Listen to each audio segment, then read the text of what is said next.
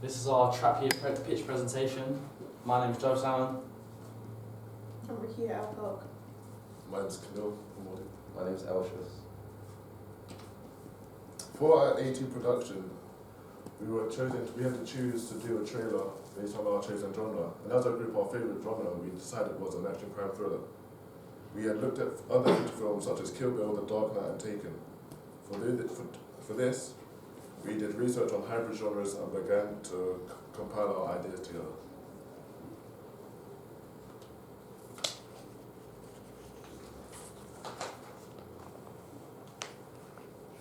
Some codes and conventions include stairs, iconography, slash weapons, fast-paced music, quick cuts, urban locations, ambient, hijack sounds, and violence. Okay, so the importance of pre-production. We believe that without pre-production, our products could look very rushed and unorganised, and with this we would be able to ensure that we could do the product to the best of our ability and have every vital step needed to create a successful product.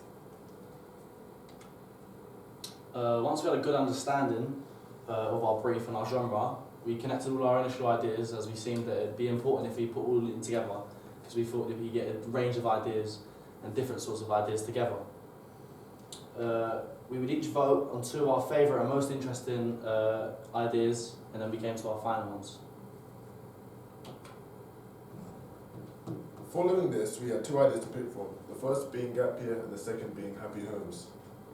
The first, Gap Year, is about a young boy called Ralph he lives a very sheltered life, but when his wealthy parents get into debt, he cannot go and study at his chosen university.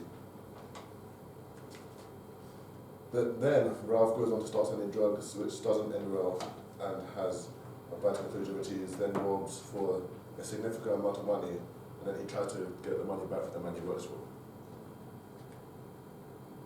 Some of the feedback we got were that the storyline is very gripping and relevant, and that there was good comparisons of the names and stuff to do with what our storyline is.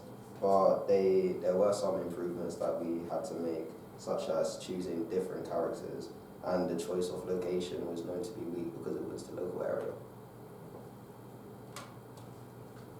Our second idea that we came up with was called Happy Homes, and it was about a young girl whose family was killed in Syria, and then she had to come to London to be a slave for a family, but because she witnessed her family being killed, she had to live with the owner of the organisation Happy Homes.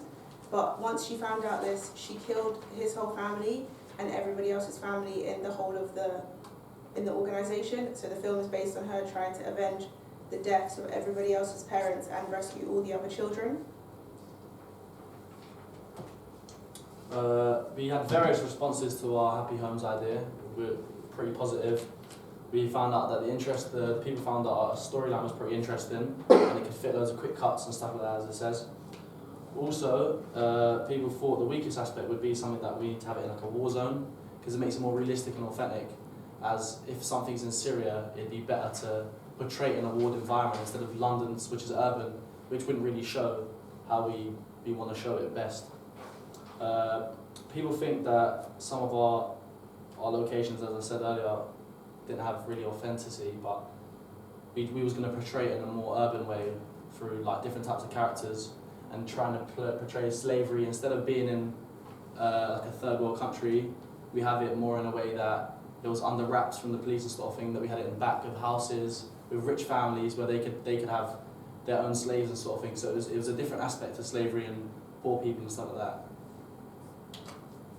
We ended up deciding on using Gap Year as our final treatment because it has more of a relevancy and it captures a larger demographic, as it's more urban and allows us to be able to use a younger cast, which appeals to more people of our age group. There were minor changes to the treatment, such as the changing from the university from Eton to Oxford, and also the name of the film, which was changed from Gap Year to Trap Year, as it had more relevancy to the film. The target audience breakdown, right? For demographics, our age group is 15 to 30 due to the use of drugs and violence, so no one below 15 would be suitable to watch the movie.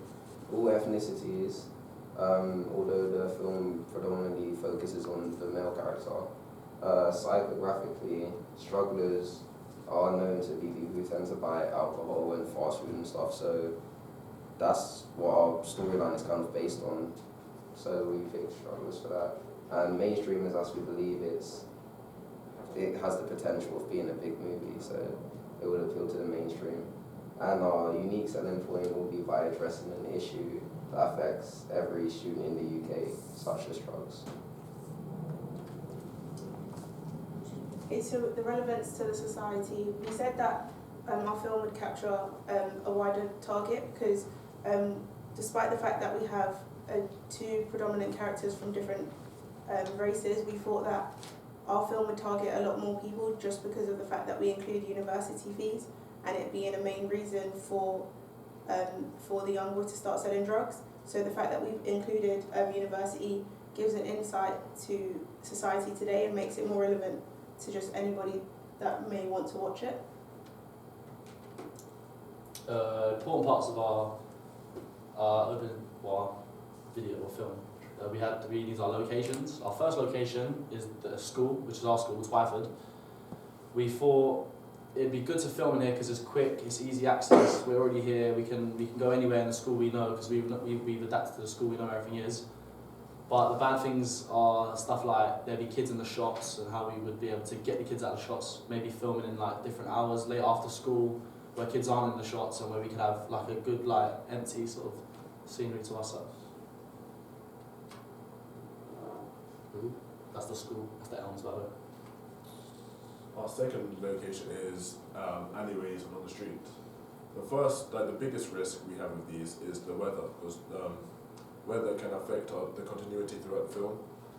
It has it can also have adverse effects on the camera as well. It can damage it, and also a second risk with the street is passers-by and cars.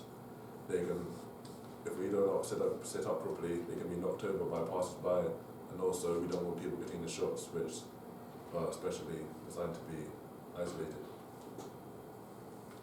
Our next location would be a house for our house party scene, and for this one, the risk could be having a lot of people in the house, which could create a bit of drama or whatever, and things being knocked over or whatever in the house.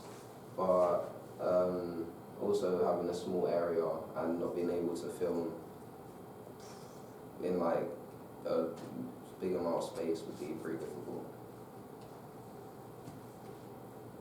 Another location we had was also houses, and a risk of this is that we do have families that will probably be in the houses at the times that we need to film, so we might have additional noise in our shots, which is something that may be unwanted, or also having people coming in and out of rooms when we're trying to film. Another location is parks. Parks are usually suggested in films where you've got dark scenes, it's got shadows and stuff like that.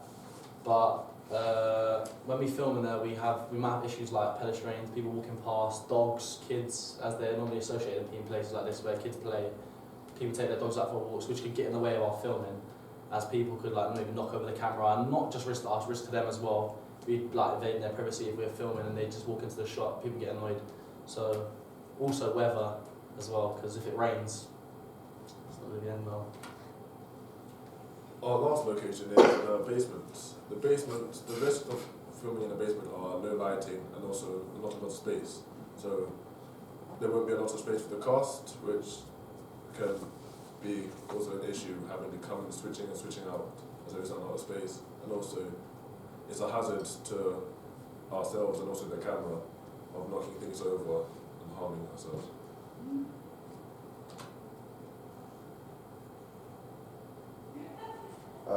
Gabriel Thomas is our main character, and he's going to be played by Matthew Guerrero. And what his role is he goes to a university. Wait 1 second. He's got a girlfriend called Maddie Mahoney, she's a minor character in our film, and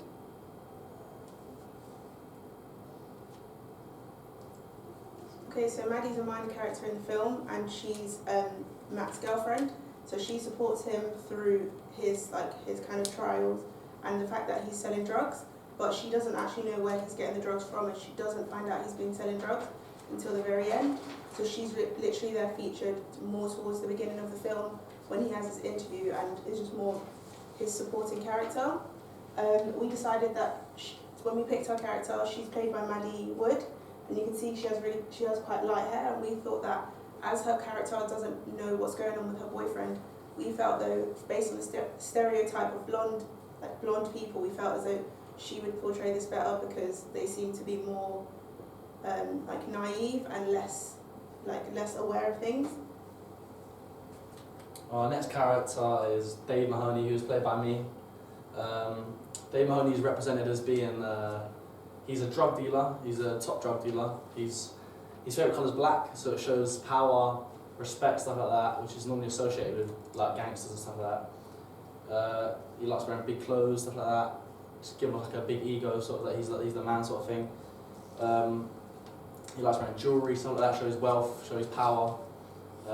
He's also Maddie Mahoney's uncle, so he's related in the film as being the uncle of the girl that's going out, the boy who's going to university, where he ends up employing Gabriel, who's going out with his niece, whereby he starts selling drugs for Uncle Dave, whereby he earns money for his university so he can go to university because he's a smart boy. Keith Stone, who's played by Elton Scott Williams. Keith is he's a drug dealer who used to work for Uncle Dave, but as he was unreliable and he used to like smoke, get high on his own stuff, he was then cut loose by Uncle Dave, and through this, Keith Stone decided to start his own small gang in which he tried to rival Uncle Dave. Gabriel then starts to sell on his areas, which Keith Stone then goes on to attack and try and stop Gabriel from doing this. Props will include substitutes for drugs that we're going to be using throughout the scenes where we have drugs in them, and we have the eviction letters in which he will receive to know that he's going to be evicted, which is what lets him able to know that he has to start a career in selling drugs. And Okay, so here we have our script and our production schedule. This is a task that we shared. We all each drew 4 of the scenes. So some of the scenes that we have featured here are when Keith gets kidnapped. Keith kidnaps Gabriel and leaves him outside of Dave's house. And also in the bottom we have a police car, which shows the final scene where Dave calls the police on Gabriel, and Gabriel gets taken to the station. So this just has most of our key scenes, whereas our script has a real in-depth outlook on the whole trailer as a whole, because we felt as though it'd be best if we had more footage to choose from when editing, and this literally has every shot scene and any possible conversation that we may have in the film. As well as other things like our props on our locations, we had to choose our music. Choosing the music was one of the most hardest things as we found as a group, because we had to fit it into, when we edited it, it had to fit the way the shots were, how they're going to continue to the next, maybe if we used transitions and stuff like that. We've got some here. This is one.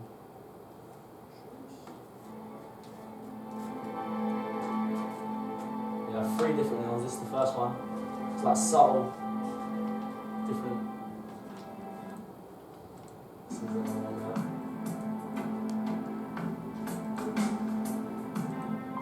That's the second one, etc.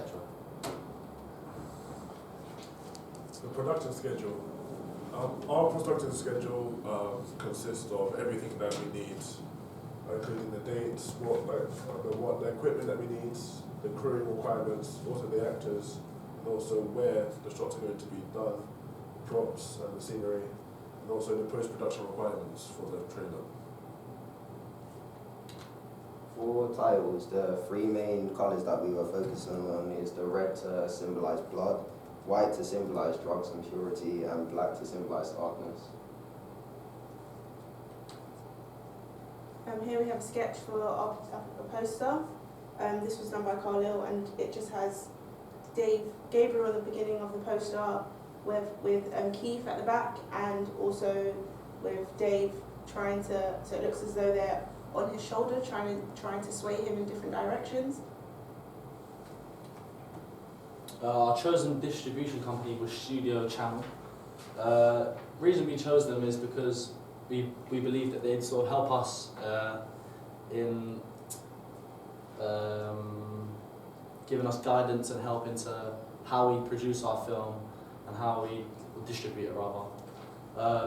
Also, they have links with Universal Studios, which is also good because it can help us with like higher up like films with more of that technology and stuff like that. What went well, out of the things that went well, the things that stood out was the casting. Even though that our feedback didn't particularly like our cast, we decided to improve on like the characters to fit our cast better. So that went well, and also our decision on the distribution company, because our distribution company has produced some good action films such as Terminator 2 and Non-Stop. Even better if would be that if in our treatment we had our characters in their actual costumes so that everyone could get a feel of what they would actually be watching the characters in, and if we had a better analysis of our locations.